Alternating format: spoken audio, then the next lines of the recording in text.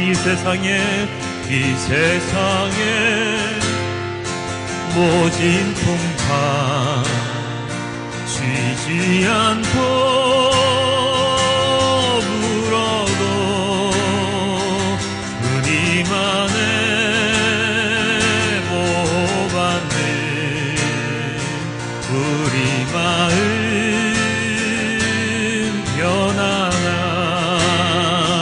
늘 깨어서 기도하고 저 천국을 바라며 주님만을 기다리니 어찌 찬양하나이까. 늘 깨어서 기도하고 늘 깨어서 기도하고 저 천국을 바라며 주님만을 기다리니 어찌 찬양하나이까. 주님만을 기다리니 어찌 찬양하나이까.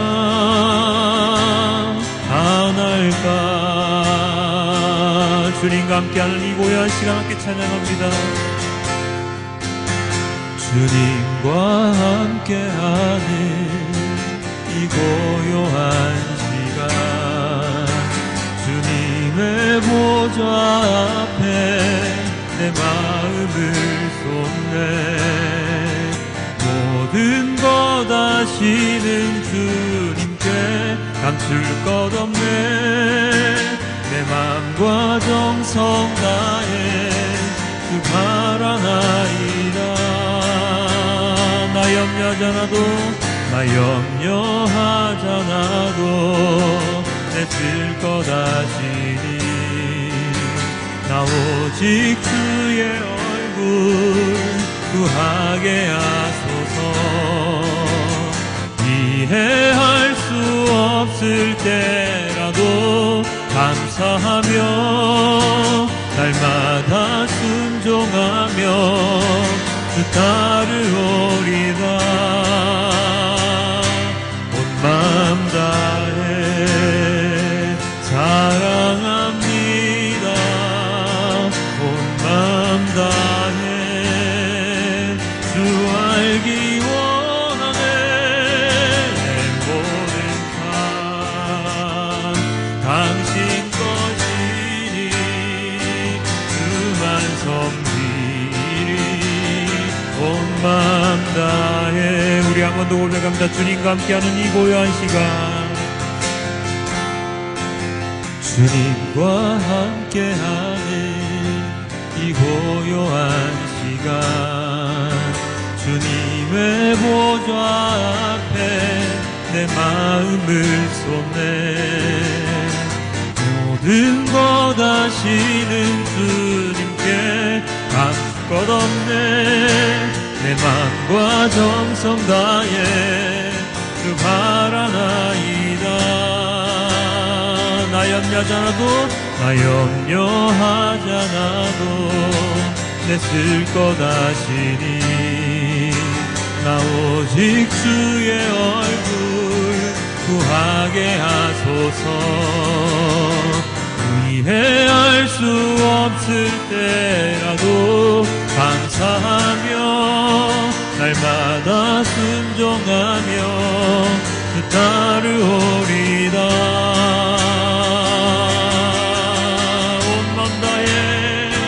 온 마음 다해 사랑합니다. 온 마음 다해 주 알기 원하네. 내 모든 삶 당신 것이니 주만 섬기리. 온 마음 다해 사랑합니다. 온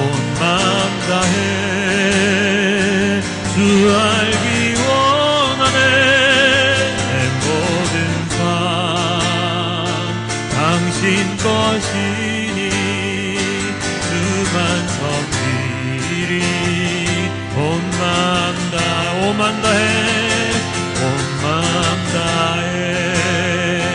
사랑합니다. 온 마음 다해 그 알기 원하네. 내 모든 삶 당신 것이니 그만 섬기리. 온 마음 다해. 우리 함께 온 마음 다해 주님만 섬기겠노라. 함께 고백하며. 요즘 TV에 장영실이라는 드라마가 막 하고 있죠. 그 장영실이 나오는 드라마의 임금이 누구죠? 역사 공부 누굴까요? 장영실이 있던 때 임금이? 우리 학생 혹시 누군가 아십니까? 그렇죠. 야, 역시 배우고 있는 학생이 다르긴 다릅니다. 세종대왕 시절에 장영실이 활동을 했지요. 벌써 이걸 다 잊어버리신 겁니까? 잊어버리시면 안 되는데. 자, 예전에 장영실이 활동했던 그 시대의 왕은 세종대왕이십니다.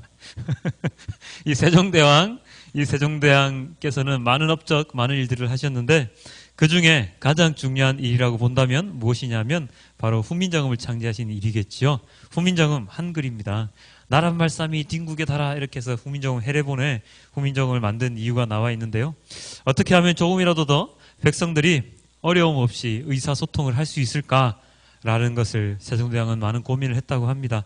복잡한 한자로부터 어떻게 하면 해방시킬 수 있을까?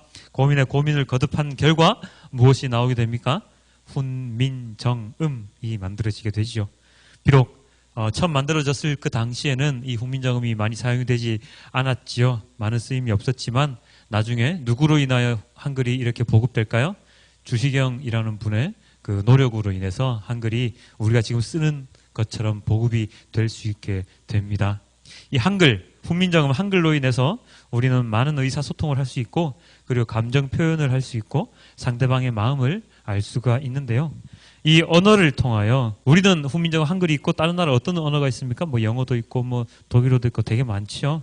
이 언어를 통해서 그 나라의 민족성과 문화가 드러나게 됩니다. 그래서 내가 쓰고 있는 언어가 어떠한 것인가에 따라서 그 사람의 삶이 달라지는 경우도 있습니다. 특히나 어떠한 언어를 쓰느냐, 독일어를 쓰느냐, 영어를 쓰느냐 이런 것도 중요하지만 그 언어를 어떠한 방식으로 쓰느냐 하는 것도 참으로 중요하지요. 요즘 우리나라에서 많은 학생들의 그 언어 습관이 문제가 되고 있는데요. 욕이 굉장히 많이 들어가고 단축형을 쓴다거나 아니면 은어 비슷하게 이렇게 사용을 하는 것이 굉장히 많은 문제로 대두가 되고 있습니다. 그리고 예전에 TV에 보면 한번 실험을 한 적이 있는데 밥을 가지고 실험을 하는 혹시 영상 한 번씩 보셨죠? 나쁜 말을 계속해서 한 밥과 좋은 말을 계속해서 해준 밥의 그 부패 속도의 차이가 있다는 그것을 통해서 우리가 고운 말, 좋은 말, 아름다운 말을 많이 써야 한다 하는 것을 우리에게 깨우쳤던 그런 동영상도 있었습니다. 그만큼 언어를 어떻게 사용하느냐, 어떠한 언어를 사용하느냐가 우리의 삶에 굉장히 밀접한 관계가 있다는 것을 우리는 알 수가 있는 것이죠. 자, 우리는 누구입니까? 한국인이고 그리고 또 누구죠? 그리스도인입니다. 그죠?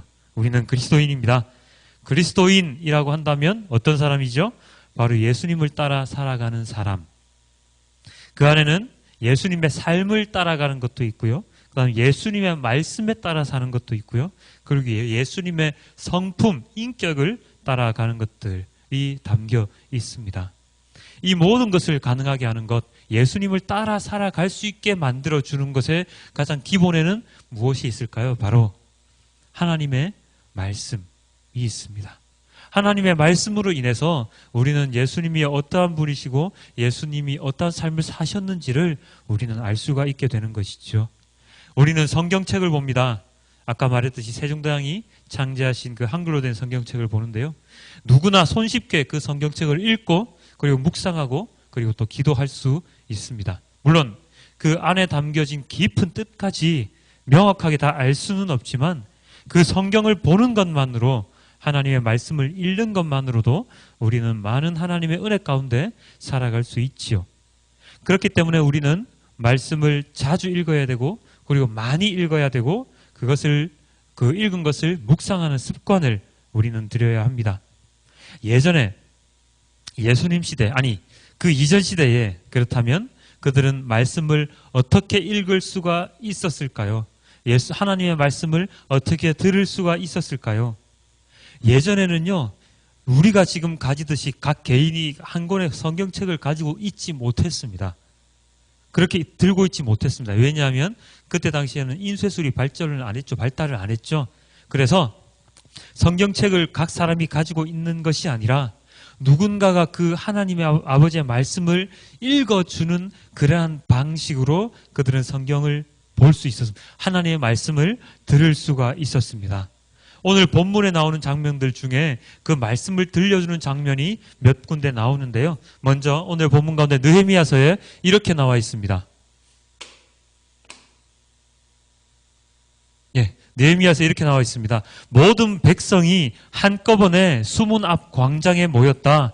그들은 학자 에스라에게 주님께서 이스라엘에게 명하신 모세 율법책을 가지고 오라고 청하였다. 누가 나옵니까? 학자 에스라 제사장이라고도 하는데요. 학자 에스라가 광장에 모여있는 사람들에게 그 모세 율법책, 오늘날로 치면 아마도 모세 오경, 창출 레민신, 이 모세 오경이라고 추측이 되는데요. 이 모세의 율법책을 읽어주는 모습이 이 구절에 나옵니다. 그리고 이 광장에 모인 사람들은 누구일까요? 여기 누군지 안 나오죠? 그 다음 구절이 이렇게 되어 있습니다. 7째 달 초하루에 에스라 제사장은 율법책을 가지고 회중 앞에 나왔다. 거기에는 남자든 여자든 알아들을 만한 사람은 모두 나와 있었다. 누구를 대상으로 성경을 하나님의 말씀을 읽어준다고요? 바로 남자든 여자든 알아들을 만한 사람들이 그 하나님의 말씀, 모세의 율법을 들을 수 있게 되는 것이죠. 그리고 특히나 그 하나님의 말씀을 듣는 그날이 언제라고요? 맨 처음에 뭐라고 되어 있습니까? 7째 달 초하루. 7째 달 초하루 하면 7월 1일이죠. 7월 1일인데요. 이 7월 1일이 이스라엘 백성들에게 어떠한 의미가 있느냐 하면 이스라엘 백성들은 이 7월이 첫 해의 시작입니다. 그래서 7월 1일 하면 우리가 요즘 말하는 새해 첫날 있잖아요. 1월 1일과 같은 의미를 가지고 있는 것이 바로 7째 달 초하루입니다. 이 새해 첫날 우리는 보통 어떻게 시작을 하죠? 12월 31일 밤 12시에 울리죠. 제아의 소리만 울리면 야 새해다 감소당하면서 그렇게 나오고, 그리고 아침에 일어나서 떡국 먹고, 요즘은 그 음력설에 많이 먹지만 떡국 먹고 그렇게 해서 시작을 하는데, 이 이스라엘 백성들은 그 새해 첫날에 무엇을 하느냐? 다 함께 광장에 모여서, 넓은 광장에 모여서 무엇을 듣습니까? 모세의 율법, 즉 하나님의 말씀을 듣는 것으로 한 해를 시작을 하는 것입니다. 우리가 지금 살아가는 지금 이 달이 무슨 달, 몇 월입니까? 바로 1월입니다. 이 1월, 이런 7월 1일 처음 초하루부터 하나님 말씀을 들으면서 1년을 시작했던 이 이스라엘 백성들처럼 우리들 또한 마찬가지로 이 1월 달, 새해를 시작하는 이 첫 달, 우리가 마음속에 이스라엘 백성들의 모범을 따라서 하나님의 말씀으로 이 한 해를 시작하는 그러한 한 해가 되었으면 하는 바람이 있습니다.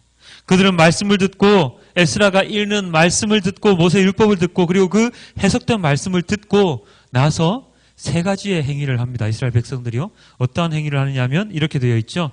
에스라가 위대하신 주 하나님을 찬양하면 백성들은 모두 손을 들고 아멘 아멘 하고 응답하고 엎드려 얼굴을 땅에 대고 주님께 경배하였다. 세 가지의 행동을 그들은 하게 되는데요. 말씀을 듣고 나서 세 가지 행동을 하는데 무슨 행동, 처음에 뭘 한다고요? 백성들은 모두 손을 들고 아멘 아멘, 손을 들고 아멘 아멘, 하나님께 손을 들고 경배하면서 아멘 아멘 하는 거죠. 아멘이 무슨 뜻입니까? 예, 그렇습니다. 맞습니다. 저도 그렇게 생각합니다. 저도 주님의 뜻에 따르렵니다. 이런 말씀을 듣고 나서 아멘 아멘 하면서 주님께 외칩니다. 제가 주님의 말씀에 따라 올 한 해를 계속해서 살아가겠습니다. 라고 인정하는 거죠. 그렇게 선포를 하는 것이죠. 그러고 나서 무엇을 한다고요? 엎드립니다. 엎드린다는 것은 무슨 뜻입니까?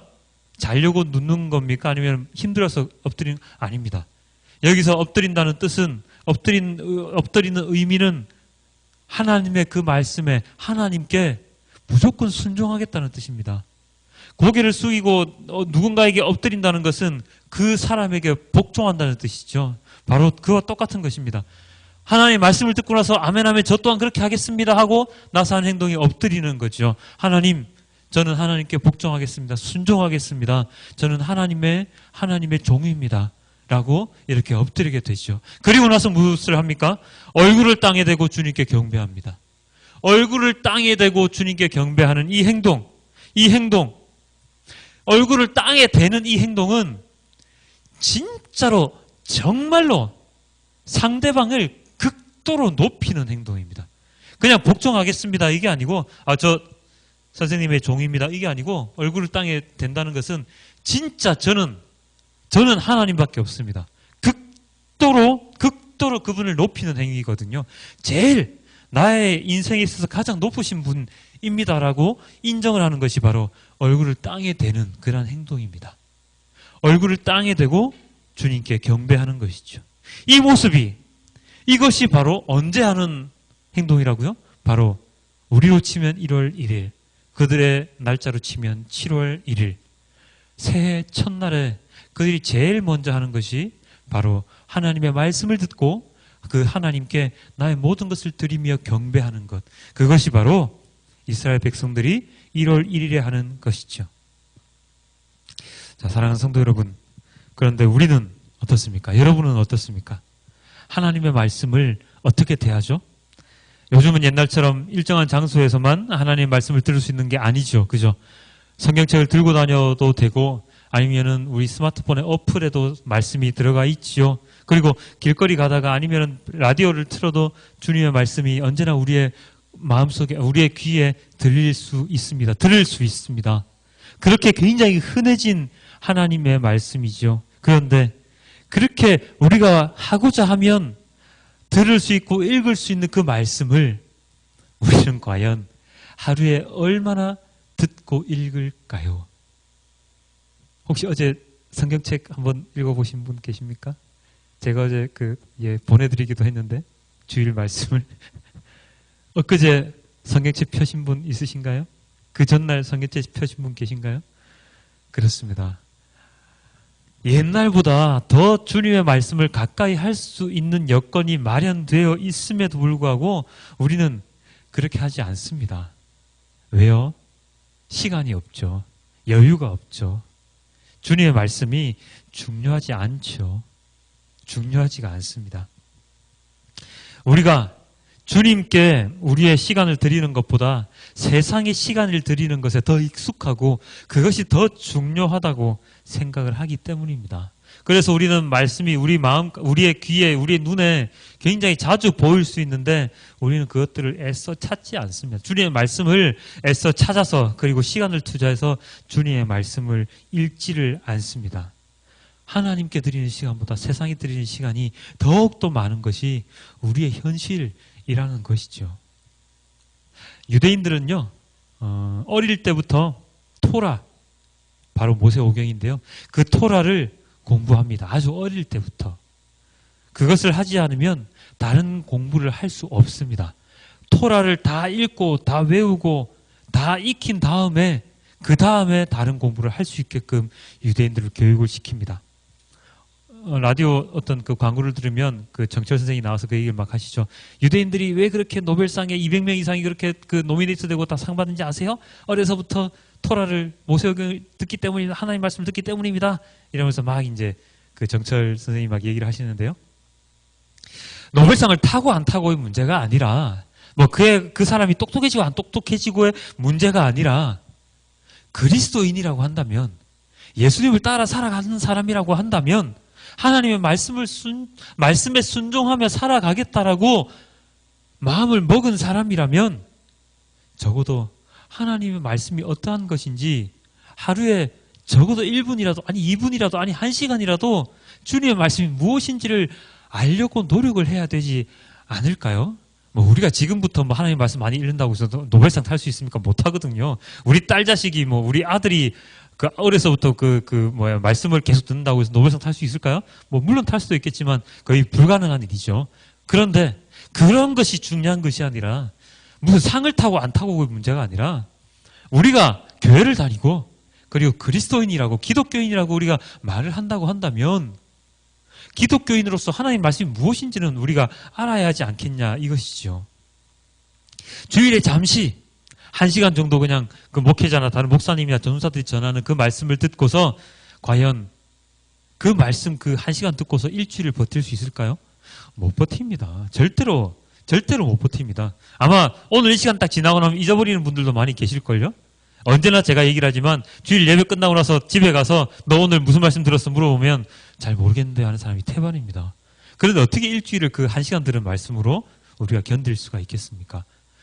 그래서 우리나라에는 굉장히 좋은 제도가 있죠. 무슨 제도가 있습니까? 새벽 기도, 수요 예배, 금요 철야, 아니면은 뭐 주일 예배 마치고 나면 성경 공부를 한다든지 뭐 셀 모임 그 가정교회 모임을 통해서 또다시 말씀을 익히는 그런 시간이 있기는 하지요. 그럼에도 불구하고 그 많은 예배 자리에 우리가 참여하고 그 많은 예배 자리에 참여하기도 힘들지요. 그러한 현실, 우리가 선택할 수 있는 건 되게 많은데 우리가 선택하지 않는 세상의 그 메뉴판에 더욱더 우리의 눈이 더 가는 그러한 우리의 현실, 그러한 현실을 우리는 오늘 이 이스라엘 백성들의 모습을 통해서 회개를 해야 된다고 저는 생각을 하는 것입니다. 그래서 하루 중에 하나님께 드리는 시간이 조금 더 많을 수 있도록, 하나님께 투자하는 시간이 조금 더 많을 수 있도록 우리의 메뉴판이 세상에 어떠한 일들로 쭉 채워지는 메뉴판이 아니라 오늘은 하나님 말씀 어느 것, 오늘은 기도 어떤 것, 오늘은 찬양 어떤 것, 이런 것들이 우리의 메뉴판, 일상의 메뉴판에 톡톡톡톡 들어갈 수 있는 그러한 우리의 삶이 되어야 한다는 것을 우리는 오늘 깨닫게 됩니다. 하나님의 말씀이 뭔지도 제대로 잘 모르는데 어떻게 하나님 말씀에 순종하며 살아갑니까?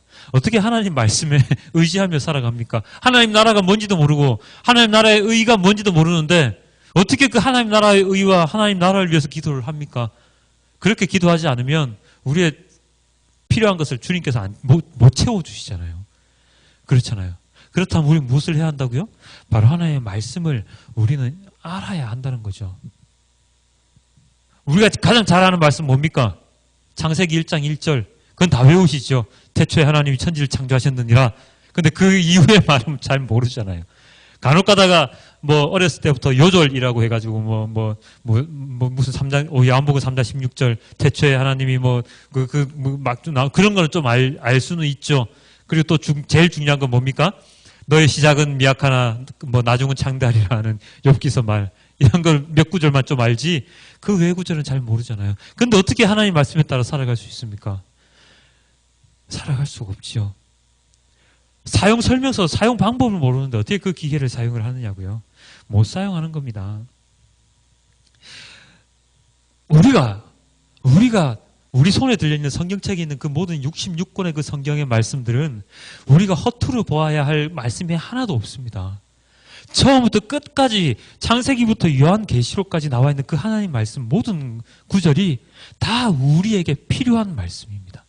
그 중에 어떤 단순한 한 구절만 톡 떼내가지고 우리의 삶에 적용시키면서 그렇게 살아가는 것 필요할 수도 있겠지만 그게 잘못되면 왜곡되면 온전한 그리스도인으로 살아갈 수가 없지요. 말씀을 구절을 한 구절만 그냥 톡 떼서 딱 바라보게 되면 이단에 빠질 위험도 되게 많이 크고요. 나의 삶 자체가 하나님을 잘못 알게 되는 그런 경우도 되게 많이 생깁니다. 좀 전에 제가 예를 들어드렸던 욥기서의 그 말씀이 굉장히 좋은 말씀처럼 사람들에게 전해지고 있지만 그렇게 좋은 뉘앙스의 말씀은 아니거든요. 그러니까 우리에게 필요한 말씀들만 그냥 톡톡톡 빼가지고 그것을 마음속에 새기고 살아가는 것 물론 그것도 중요하긴 합니다만 우리는 성경의 처음부터 끝까지 나와 있는 모든 구절을 우리는 다 알아야 하고 그 말씀을 다 이해할 수 있어야 한다는 것입니다. 그것이 아주 필수적이고 그리고 그리스도인이라면 기본적인 것이죠. 그 주님의 말씀을 우리가 갈망하는 것, 우리가 보고 싶어서 안달이 나는 것, 그것이 바로 그리스도인으로서의 가장 기본적인 자세라는 것입니다. 학생들이 수학 공식, 영어 단어를 막 외우려고 하죠. 왜 외웁니까? 좋은 대학 가기 위해서 외우잖아요. 시험 성적 좋게 내기 위해서 외우잖아요. 학생들은 그렇게 해야 됩니다. 왜냐? 그게 학생들의 임무이기 때문에. 그렇다면 그리스도인이라면 무엇을 해야 된다고요? 주님의 말씀이 무엇인지 알려고 노력해야 되고, 주님께서 치시는 시험에 합격하기 위해서 주님의 말씀을 더욱더 마음속 깊이 새겨야 한다는 것이죠. 새겨야 한다는 것입니다. 그래야지 우리는 그리스도인으로서, 예수님의 제자로서 온전히 살아갈 수 있는 것입니다. 그것이 되지 않으면, 주님의 말씀을 제대로 알지 못하면 우리는 온전한 그리스도인으로 살아갈 수가 없는 것입니다. 이스라엘 백성들은 그 기본을 너무나도 잘 알고 있었습니다. 그래서 그 말씀을 너무나도 사모하는 나머지 에스라가 들려주는 그 주님의 말씀을 듣고 은혜와 감동으로 눈물을 흘립니다. 너무나도 감격해서 말입니다. 이렇게 나와 있습니다. 모든 백성은 율법의 말씀을 들으면서 모두 울었다. 백성은 율법의 말씀을 들으면서 모두 울었다. 왜요? 너무나도 마음이 벅차기 때문에, 새해 첫날 듣는 그 주님의 말씀이 너무나도 자기의 삶 가운데 중요했기 때문에, 너무나도 갈망하던 말씀이었기 때문에 그들은 울음으로 그 말씀에 화답을 합니다. 이러한 말씀에 대한 사모하는 모습은 누가복음 본문에도 참 잘 나와 있는데, 오늘 우리가 읽었던 누가복음 본문에 보면 예수님께서 어디로 가십니까? 갈릴리 지역 사방을 돌아다니시죠. 그리고 무엇을 하신다고요? 이렇게 나와 있습니다. 그는 유대 사람의 여러 회당에서 가르치셨으며 모든 사람에게서 영광을 받으셨다. 회당을 돌아다니시면서 가르치셨습니다. 무엇을요? 말씀을요. 말씀을 가르치셨죠. 가르치시고 그리고 또한 말씀을 읽어주시게 되는데, 오늘의 본문의 그 다음 구절에 이렇게 나와 있죠. 예수께서 두루마리를 말아서 시중 두는 사람에게 되돌려 주시고 앉으셨다. 회당에 있는 모든 사람의 눈은 예수께로 쏠렸다. 이 구절이 잘못되어 있네요. 예수께서 두루마리를 말아서 시중 두는 사람에게 되돌려 주셨는데, 어떤 두루마리입니까? 바로 이사야 본문이 적혀 있는 두루마리를 사람들에게 읽어주시고 그 두루마리를 말아서 시중 두는 사람에게 주시죠. 이때는 책 형태가 아니고 두루마리 형태로 이렇게 되어 있습니다. 이렇게 쭉 펼치면 거기 막 쓰여져 있죠. 우리나라 옛날에 조선시대 되는데 보면은 쭉 펼쳐서 막 보잖아요. 어명이 하면서. 그런 형태로 두루마리로 되어 있는 하나님 말씀을 읽어주시는 것입니다.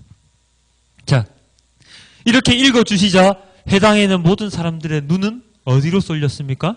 예수께로 쏠렸다. 예수께로 그 모든 사람들의 눈이 쏠렸다. 왜요? 예수가 무슨 말을 하시나 하고 기다리는 것이죠. 이때 이사야의 말씀을 읽고 난 뒤에 이 이사야의 말씀이 무슨 뜻인지 알고 싶어서, 정확하게 무슨 뜻인지 알고 싶어서 모두들 예수님만 쫙 쳐다보고 있는 거예요. 목사님들이나 뭐 목회자들이 설교할 때 모든 사람들이 목사님 다 쳐다봅니까? 잘 안 쳐다보죠. 딴짓하고 눈 마주치려고 하면 고개 돌리고, 혹시나 나한테 뭐 물어볼까봐 고개 돌리고 그렇게 하죠. 그 와중에서도 굉장히 아멘 하면서 열심히 들으시는 분도 계시긴 하지만, 그분들이 목사님을, 설교하시는 분을 그렇게 바라보는 이유가 뭡니까? 어떤 말씀이 있나? 무슨 말씀을 전해주시나? 그것 때문에 그렇게 하는 것이죠. 이 이스라엘 백성들은, 유대인들은 예수님께로 모든 눈을 향하게 됩니다. 하나님 말씀이 무엇인지 알고 싶어서, 갈망함 때문이죠. 예수님께서 무엇이라고 설명해 주시나 그것을 알고 싶어서입니다. 여러분들은, 우리들은 예배할 때 그러한 갈망이 있을까요? 이 백성들이 예수께로 눈이 쏠렸던 것처럼 우리들 또한 갈망이 있을까요? 그냥 교회 가야 되니까 교회 오는 것이고, 누군가 앞에 서서 이야기를 하니까, 말씀을 전하니까 그냥 듣는 것이고, 이런 것인 아닙니까? 우리는 진정으로 오늘 교회 가면 어떤 말씀이 나올지 난 정말로 갈망이 돼. 너무나도 듣고 싶어. 오늘은 어떤 말씀일까? 라는 심정으로 이 교회에 나오십니까? 그랬으면 좋겠습니다. 아니, 그렇게 하셔야 됩니다. 그렇게 하셔야 됩니다. 오늘은 또 지겨운 설교 또 어떻게 듣나? 이 마음이 아니고, 진짜로 주님의 말씀이 어떠한 것인지를 갈망하면서 예배 자리에 나오셔야 합니다. 예배 자리에 나오시는 그러한 그 성도님들의 마음도 중요하고, 이 설교를 전하는, 말씀을 전하는 설교자들 또한 나는 어떻게 말씀을 전할 것인가에 대해서 치열하게 묵상하고 고민을 해서 설교문을 써야 함이 마땅하지요. 똑같습니다. 예배 참여하는 사람들, 성도님들이나 아니면 준비하는 사람들, 모든 사람들은 다 주님의 말씀에 대한 갈망함으로, 주님의 말씀에 대한 메시지에 대한 갈망함으로 우리는 이 예배에 참여를 해야 하는 것이죠. 이곳에서 선포되는 이 주님의 말씀은요, 그냥 일반적으로 전해지는 그 선생님들의 강의가 아니잖아요. 지식을 전해주는 그러한 학습, 교육이 아니지 않습니까? 예배 시간에 전해지는 주님의 말씀은 우리가 살아가는데 무조건 필요한, 반드시 알아야 될 주님께서 우리에게 주시는 그 말씀이 선포되는 자리이거든요. 그렇기 때문에 우리는 수학 공식 하나를 더 배우기 위해 오는 학생들의 마음보다도 더욱더 진지한 마음으로, 더욱더 갈망하는 마음으로 이 시간 이곳에 나와야 한다는 것이죠. 그저 지금 선포되어진 이 말씀이 살아가는데 팁으로, 뭐 이렇게 살아가면 더 좋아지겠지 라는 그러한 인생의 지침들로서 이 주님의 말씀을 대하면 안 된다는 것이죠. 아까 에스라가 말씀을 전했을 때 그들은 어땠다고요? 모두 눈물을 흘렸다고요. 예수님께서 말씀을 전하셨을 때 유대인들은 어떻게 했다고요? 다들 예수께로 눈을 다 돌려서 예수를 쳐다보고 있었지 않습니까? 우리들 또한 그렇게 되어야 됩니다. 우리들 또한 주일날 선포되는 모든 말씀을 우리 것으로 만들기 위해서 나의 눈을 설교자에게로 맞추고, 나의 눈을 말씀으로 맞추고, 그 말씀의 뜻을 우리가 알고 싶어서 정말 눈물을 흘리면서 그 말씀을 받아 안아야 하는 것이죠. 그렇지 아니하고 아까 말했듯이 그냥 세상을 살아가는 팁이나 지침들로 생각을 한다면 어떠한 현상이 발생합니까? 무엇인가 나에게 좀 득이 되지 않을 것 같은 말씀이 들리면 말씀을 안 들으려고 하죠. 단 말씀, 내가 정말로 듣기에 편한 말씀이 아니면 외면합니다. 그래서 어떤 현상이 발생합니까? 한 곳의 교회에 정착하지 못하고 이것저것 내가 듣기 좋아하는 말씀을 해주시는 목사님들만 찾아서 돌아다니게 되는 것이죠. 그러면 안 됩니다.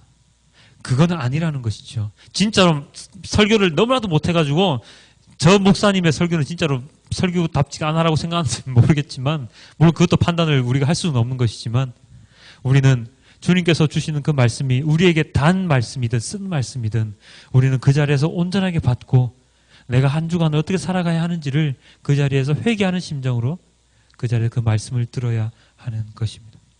말씀은 그런 것입니다. 말씀은 우리가 허투루 가볍게 잠시 읽고 듣고 넘길 수 있는 그런 것이 아니라 이 말씀을 따라 살아가지 아니하면 우리는 죽을 수도 있다라는 그러한 위기의식을 가지고 두려움을 가지고 주님의 말씀을 대해야 하는 것입니다. 사랑의 말씀, 위로의 말씀, 우리의 마음을 포근하게 만들어주시는 그런 말씀도 있지만 우리가 정말로 잘못했을 때 너 이거 정말 잘못했어. 너 이거 하지 마. 너는 이렇게 해야 돼. 라고 엄중하게 우리에게 질책하시는 그 주님의 말씀 또한 우리는 듣고 행하고 따라야 하는 것이죠. 그 모든 말씀을 우리는 언제나 매일같이 마음에 새기기 위해서 노력을 해야 한다는 것입니다. 예수님께서 이 땅에 오신 이유가 무엇입니까? 단 하나의 이유잖아요. 무엇이죠? 죄인된 우리를 무엇하시려고? 구원하시려고. 죄인일 수밖에 없는 우리를 구원하시기 위함입니다. 그것이 이스라엘 백성들에게만, 유대인들에게만 국한되는 것이 아니라 이 전 세계에 살아가는 모든 인류들, 모든 영혼들을 구원하시기 위해서 예수님께서 이 땅에 오셨습니다. 그 구원의 선물을 우리에게 주시기 위함이었지요. 예수님은 인간의 몸을 입고 이 땅에 오셨는데 예수님의 본질은 무엇입니까? 바로 하나님. 그리고 무엇이죠? 성경 구절에 보면 이런 말씀이 있죠? 말씀이 육신이 되어. 바로 그 예수님께서 바로 그 말씀이라는 뜻입니다. 예수님이 말씀이죠. 예수님 자체가 말씀이고 그 예수님이 우리가 따라가야 할 기준인 것입니다. 구약이 어디로 향해 있다고요? 예수님의 탄생. 신약이 어디에 집중되어 있다고요? 예수님의 모든 사역. 그래서 성경 전체는 어디에 집중되어 있습니까? 예수님께로 집중이 되어 있죠. 모든 말씀, 모든 하나님의 말씀은 바로 예수님 그 자체죠. 그 예수 그리스도의 제자, 예수 그리스도의 자녀로서 예수 그리스도를 따라가는 사람, 그리스도인으로 살아가기 위해서 우리는 예수님을 바라보아야 하고 말씀이신 그 예수님을 따라 살아가야 하는 것입니다. 그렇기 때문에 우리는 말씀을 대하고 말씀을 읽고 말씀을 들을 때 우리는 거룩하고 경건한 마음으로 말씀을 대해야 합니다. 그리고 그 말씀을 잊지 않기 위해서 노력을 해야 하는 것이죠. 지금도 몇몇 교회에서는 말씀 봉독 시간에 우리는 아까 말씀을 들을 때 앉아서 이렇게 듣잖아요. 근데 몇몇 교회에서는 일어나서 하나님 말씀을 함께 읽습니다. 그런 곳도 있습니다. 왜요? 하나님 말씀 우리가 앉아서 감히 주님께서 우리에게 주시는 말씀인데 앉아서 들을 수 없다라고 해서 일어서서 그 말씀 봉독을 하지요. 오늘 예레미야 본문에 나왔던 그 이스라엘 백성들도 에스라가 그 말씀을 읽을 때 모두 다 일어났다고 기록이 되어 있습니다. 그만큼 우리들 또한 그 말씀을 거룩하게 그리고 온전하게 받아들여야 할 것입니다. 사랑하는 성도 여러분, 2016년은 말씀을 사모하는 한 해가 되도록 노력합시다. 올 한 해는 지난 한 해보다 더 많은 말씀을 읽고 묵상하는 한 해로 만듭시다. 제가 지금 계속해서 하고 있지 못하는 것 중에 하나가 있는데요. 바로 말씀 녹음하는 겁니다. 지금 서신서는 다 녹음을 했는데 아직까지 그 이후에 다른 말씀들을 녹음을 못하고 있습니다. 빠른 시일 내에 말씀을 녹음을 해서 계속해서 올리도록 하겠습니다. 제가 그 녹음을 해서 올리는 이유 뭔지 아시죠? 차를 타고 가시다가 라디오 켜실 때 아니면 무엇인가 듣고 싶으실 때 그 성경을 들으시라고, 지하철 타고 가시다가 들을 거 없을 때 성경을 틀어서 들으시라고, 말씀을 들으시라고. 그래서 제가 녹음을 해서 인터넷에 올리고 제 홈페이지에 올리고 파일을 만들어서 여러분들 드리는 것이거든요. 바로 그것입니다. 올해만큼은 말씀을 정말로 내가 지난 어느 한 해보다 더 많이 말씀을 묵상했다, 더 많이 말씀을 읽었다, 들었다라고 올 한 해 마지막에 마무리할 수 있는 그런 한 해가 되었으면 합니다. 말씀에 따라 살아가는 삶, 말씀을 아는 삶이 바로 우리 그리스도인의 삶이기 때문에 그렇습니다. 육신으로 오신 말씀이신 예수 그리스도를 더 잘 알기 위해서 우리는 오늘도 내일도 말씀을 더욱더 가까이 하는 자가 되어야 할 것입니다. 누가복음 4장 18, 19절 이렇게 나와 있습니다. 주님의 영이 내게 내리셨다. 주님께서 내게 기름을 부으셔서 가난한 사람에게 기쁜 소식을 전하게 하셨다. 주님께서 나를 보내셔서 포로된 사람들에게 해방을 선포하고 눈먼 사람들에게 눈뜸을 선포하고 억눌린 사람들을 풀어주고 주님의 은혜의 해를 선포하게 하셨다. 하나님께서 이 땅에 오셔서 속박된 모든 죄인들을 해방시켜 주셨습니다. 가난한 자들에게 복음을, 죄에 포로된 자에게 해방을, 그리고 눈먼 자들의 눈을 뜨게 하시고 속박당하고 억눌린 자들을 풀어주시는 그 예수님의 그 사역, 그것이 바로 우리가 그리스도인이 해야 하는 일입니다. 하나님의 위임을 받은 그리스도인들이 이 세상을 향해서 해야 하는 일이 바로 이것인 거죠. 나의 욕심을 채우고 나의 탐심을 채우기 위해서 말씀을 역이용하는 것이 아니라 말씀을 알면 알수록 이러한 예수님의 명령을 더 잘 이행하는 자가 되어야 할 것입니다. 누가복음 4장 21절에 이렇게 나와 있습니다. 예수께서 그들에게 말씀하셨다. 이 성경 말씀이 너희가 듣는 가운데서 오늘 이루어졌다. 우리가 성경 말씀을 듣는 그 순간, 우리가 성경 말씀을 읽는 그 순간, 우리가 성경 말씀을 묵상하는 그 순간, 그 말씀이 우리의 그 삶 가운데 이루어집니다. 너희가 듣는 가운데 오늘 이루어졌다. 예수님께서 이 땅에 오셔서 모든 것을 이루셨습니다. 마찬가지로 우리가 성경 말씀을 읽는 그 순간, 듣는 그 순간 주님의 그 말씀이 살아 움직여서 우리의 삶을 지배하고 그 말씀대로 우리가 살아갈 수 있도록 우리를 인도하실 것입니다. 그렇기 때문에 우리의 입에서, 우리의 귀에서, 우리의 눈에서 하나님의 말씀이 떠나지 않는 그러한 한 해가 되길 주님께 기도드립니다. 말씀을 사모하는 자로서 하나님을 뵙는 그날까지, 죽는 그날까지 말씀을 손에서 놓지 않는 그러한 자들로 살아가기를 주님께 기도드립니다. 우리도 함께 찬양하면서 기도를 할 텐데요. 우리 오늘의 찬양은 주의 말씀 앞에 선이라는 찬양입니다. 우리 찬양하시면서 우리 오늘의 말씀을 기억하며 우리는 말씀을 어떻게 사모해야 하는지, 어떻게 받아들여야 하는지를 우리 함께 기도했으면 좋겠습니다.